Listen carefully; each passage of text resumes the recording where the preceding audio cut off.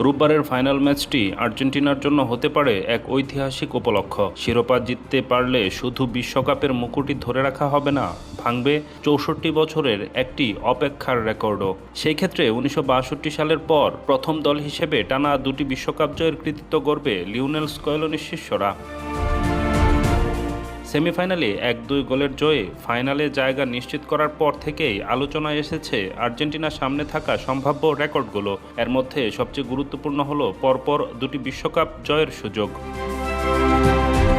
Football ইতিহাসে এখন পর্যন্ত মাত্র একটি দল এই কৃতিত্ব গড়েছে। প্রথমে ইতালি ১৯৩৪ ও ১৯৩৮ সালে টানা দুইবার বিশ্ব চ্যাম্পিয়ন হয়। পরে ব্রাজিল ১৯৫৮ ও ১৯৬২ সালে একই সাফল্য অর্জন করে।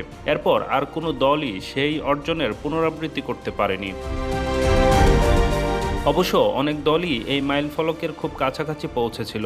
১৯৮৬ সালে বিশ্বকাপ জয়ের পর আর্জেন্টিনা ১৯৯০ সালেও ফাইনাল খেলেছিল, কিন্তু জার্মানির কাছে হেরে শিরোপা ধরে রাখতে পারেনি।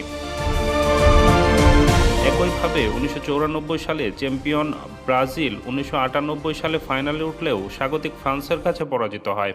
সর্বশেষ ২০১৮ সালের বিশ্ব চ্যাম্পিয়ন ফ্রান্সও ২০২২ সালের ফাইনালে পৌঁছেছিল, তবে আর্জেন্টিনার কাছে ট্রাইব্রেকারে হেরে টানা দ্বিতীয়বারের শিরোপার স্বপ্ন ভঙ্গ হয়ে যায়।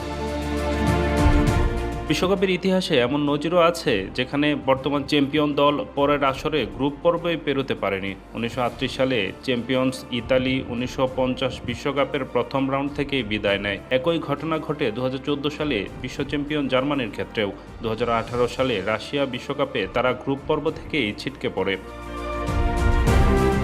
এবার আর্জেন্টিনার লক্ষ্য ইতিহাসে নতুন অধ্যায় যোগ করা। ফাইনালে জয় পেলে তারা শুধু একটি বিশ্বকাপ ট্রফি জিতবে না, বরং ৬ দশকের বেশি সময় ধরে অক্ষত থাকা এক অনন্য রেকর্ডও নিজের করে নেবে।